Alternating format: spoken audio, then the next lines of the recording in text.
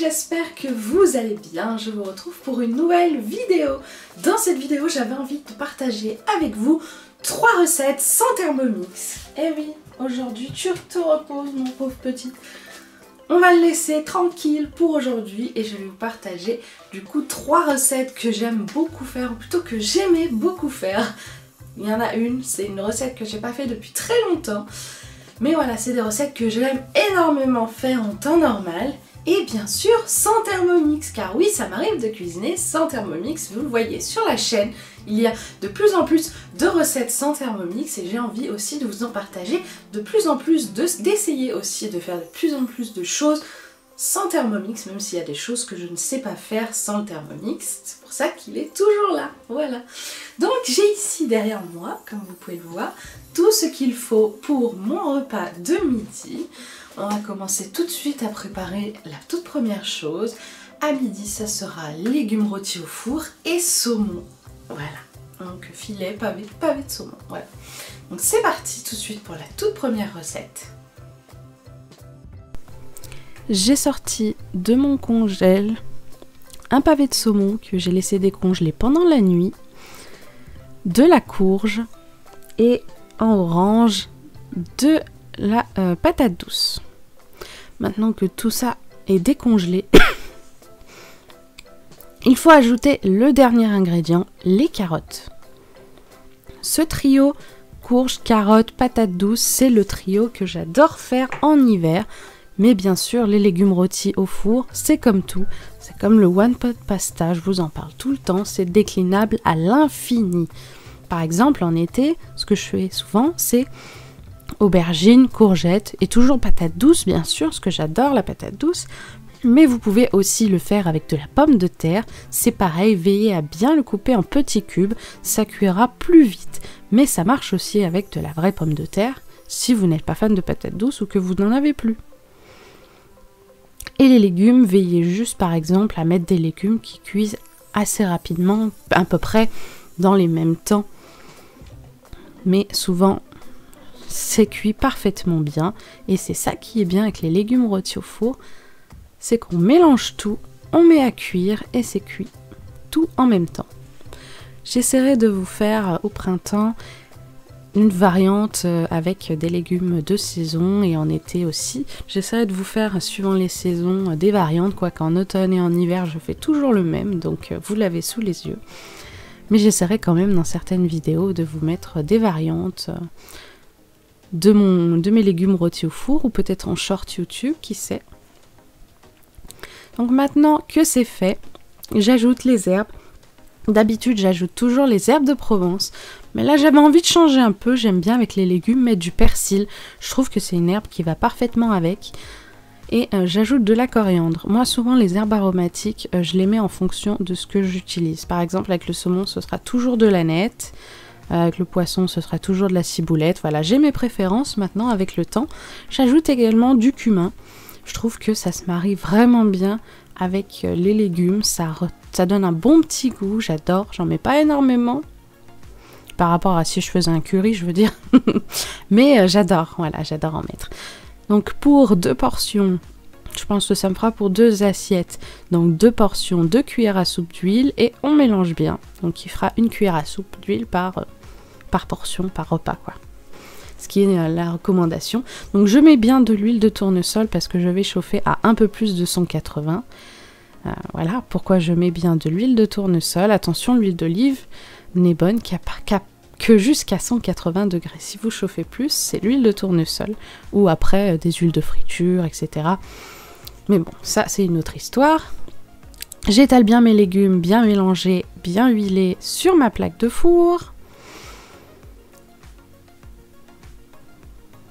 Et la courge ne veut pas me lâcher. Au début, voilà, j'étale grossièrement. J'ai réfléchi au fait que j'allais rajouter le saumon après. Et que finalement, il fallait que je laisse une petite place sur le côté pour rajouter le saumon.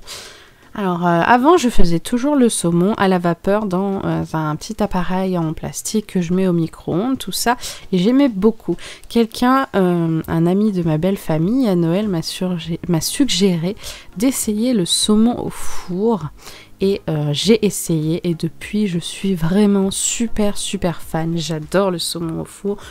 Juste 5-6 minutes au four, donc bien sûr dans un papier d'aluminium, le côté peau toujours vers le bas, voilà, et comme je vous l'ai dit, pour moi saumon égale aneth, bien sûr, donc ça c'est de l'aneth sauvage récoltée dans le jardin de ma grand-mère, et un tout petit filet d'huile d'olive, donc là j'essaye de verser tout doucement pour faire un tout petit filet, voilà c'est tout. Et voilà, une fois que c'est presque prêt, une fois que les légumes sont bientôt prêts, eh ben, j'ajoute le saumon à côté et je finis de tout cuire en même temps. Voilà, il est super beau et il est prêt à enfourner. Voilà, 6 minutes plus tard, tout est prêt et tout est cuit en même temps, les légumes et le saumon. Il n'y a plus qu'à tout sortir. C'est parfaitement bien cuit. Je peux vous dire que le saumon était parfaitement cuit comme je l'aime. Il est super bon, un vrai régal. Vous voyez que tous les légumes sont bien cuits et le saumon aussi. Parfait, il n'y a plus qu'à dresser tout ça. J'ai pris soin de mettre les légumes dans un plat, enfin dans une boîte hermétique parce qu'il va y en avoir pour 2 assiettes. J'essaye de décoller le saumon de sa peau, c'est pratique.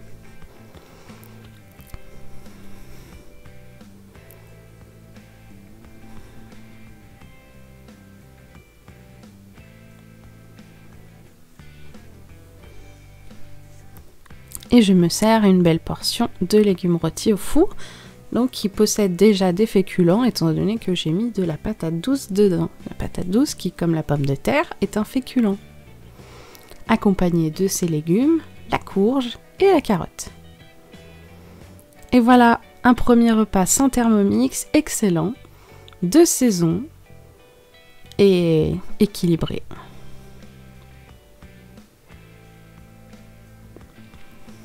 Un vrai régal.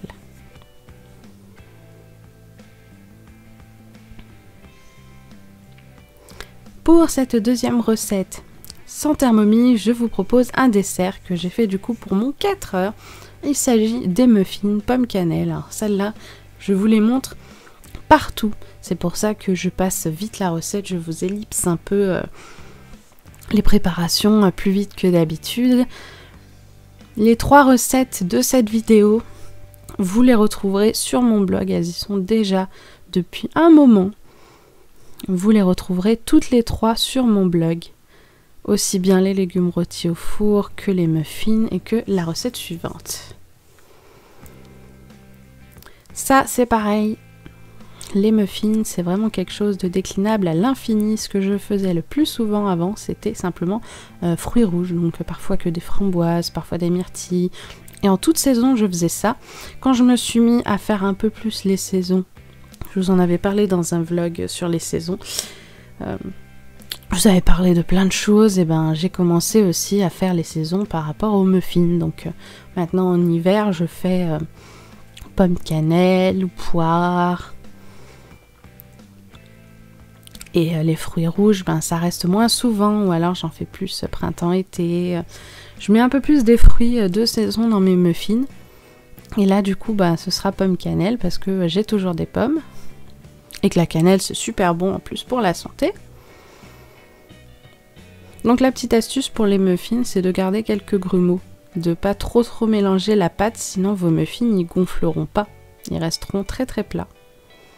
Là c'est vrai que à cause de l'huile, j'ai quand même dû pas mal mélanger.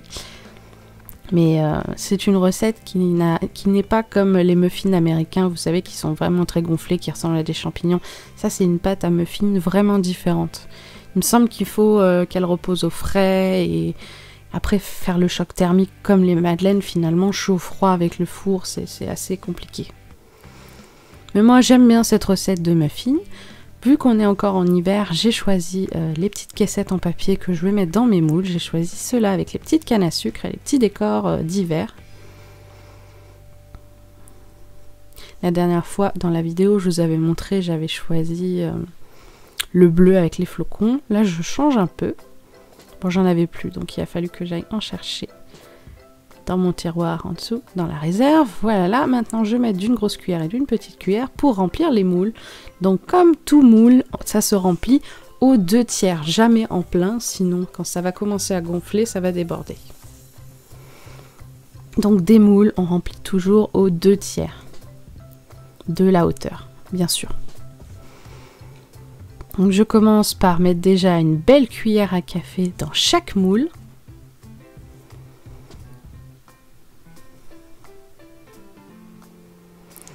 Et après, je continue à remplir du coup jusqu'aux 2/3.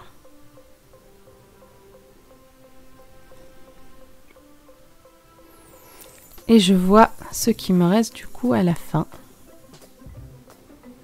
Une fois que j'ai rempli tous les moules aux 2/3, finalement, j'en avais eu assez pour en faire un autre. Donc finalement, j'en aurai 13 muffins. D'habitude, j'en fais au moins 15 ou 16. Mais là, la pomme, c'est vrai qu'elle était petite. Hein. Il me restait que des petites pommes. Mais c'est pas très grave. C'est pas très grave.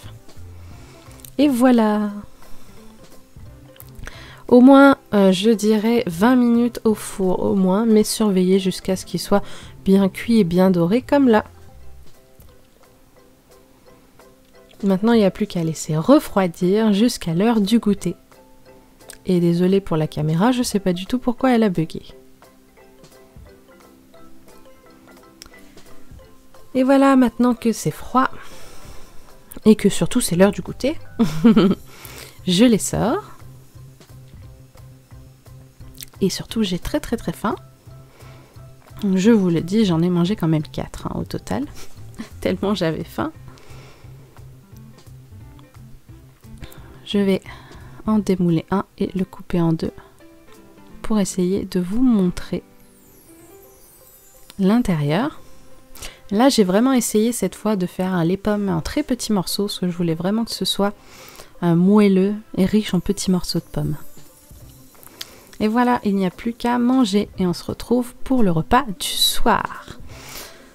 Donc pour le repas du soir, troisième recette. Du coup, sans Thermomix, que j'aime bien faire l'hiver, ou plutôt celle-là, c'est une recette que je faisais énormément en 2019. J'ai commencé mon rééquilibrage alimentaire en 2018 et en 2019, je la faisais souvent, cette recette.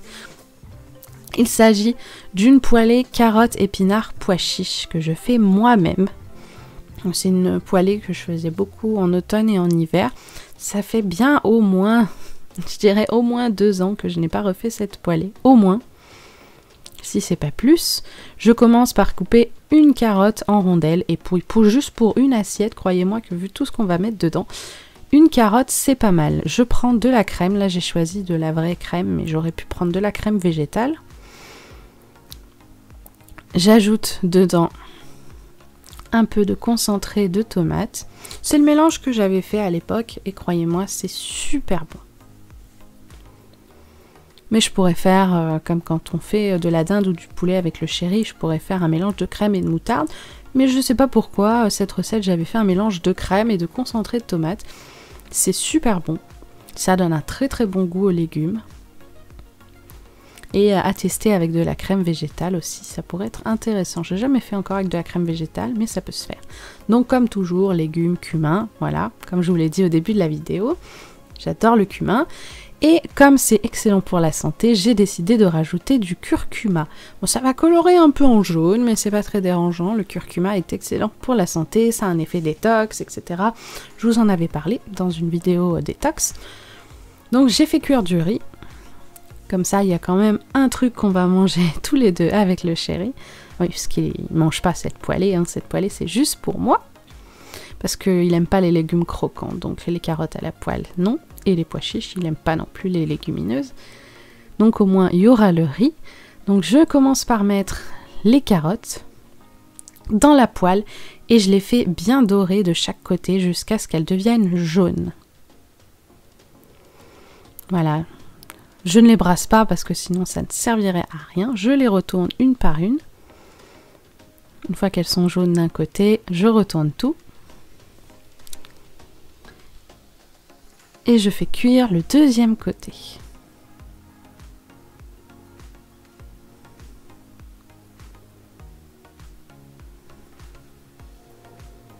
Les carottes sont très croquantes dans cette recette, mi-cuit et croquantes, mais j'aime beaucoup. Une fois que c'est bien jaune des deux côtés, je vais ajouter les pousses d'épinards. Là, j'y vais doucement parce qu'il y a toujours des petites feuilles, vous savez, très fines et longues dans les épinards. Si vous avez l'habitude d'en acheter, vous voyez de quoi je parle, qui bien sûr ne sont pas des épinards, et je ne sais pas pourquoi il y a toujours ces feuilles-là. Je brasse bien, en mettant de la cuillère du riz pour mieux brasser les épinards. Je brasse bien pour qu'ils réduisent. Une fois qu'ils ont bien réduit, je vais ajouter, déjà je regarde le riz qui est quasiment cuit.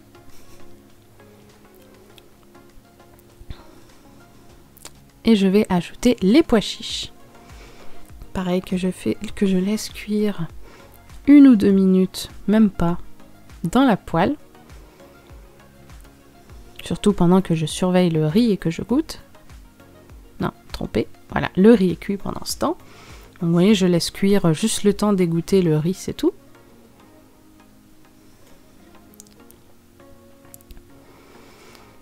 Et ensuite, maintenant que tout est bon, je vais ajouter mon mélange de crème et de concentré de tomate.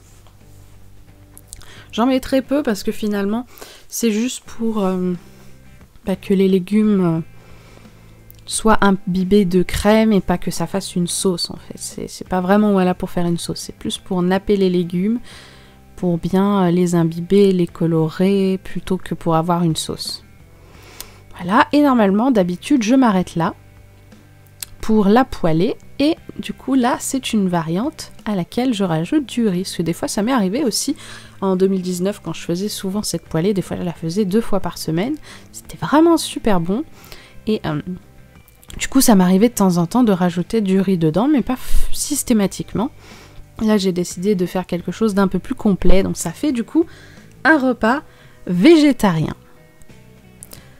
Maintenant que tout est bien mélangé, que tout est bien coloré grâce à la crème et grâce à tout ce que j'ai mis dedans, je vais pouvoir arrêter et verser tout ça dans une assiette. Alors, ça fait une belle poêlée, hein. Vous voyez pourquoi finalement une carotte et toutes les épinards que j'ai mis, une carotte ça suffit largement. Après oui, ça aurait été une petite carotte, je dis pas, on aurait pu en mettre 2. Mais là, ça fait une bonne grosse poêlée et vraiment trop bon. J'espère en tout cas que cette vidéo vous a plu.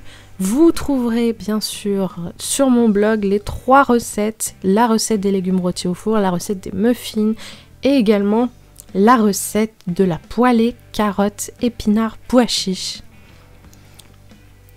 Et après, n'hésitez pas à décliner ces recettes à l'infini, suivant les saisons, suivant vos goûts. Comme d'habitude, si vous avez envie de soutenir la chaîne, de la voir grandir et se développer, n'hésitez pas à mettre un j'aime et un commentaire. Ça aide la chaîne à être mieux référencée. Plus vous mettez de j'aime et de commentaires, et plus l'algorithme YouTube recommande cette vidéo à d'autres personnes. Et ça aide la chaîne du coup à avoir d'autres abonnés, à toucher plus de gens. N'hésitez pas également à vous abonner si ce n'est pas fait. Cliquez sur la petite cloche pour avoir toutes les notifications des sorties de mes prochaines vidéos. Comme ça, vous ne raterez absolument rien.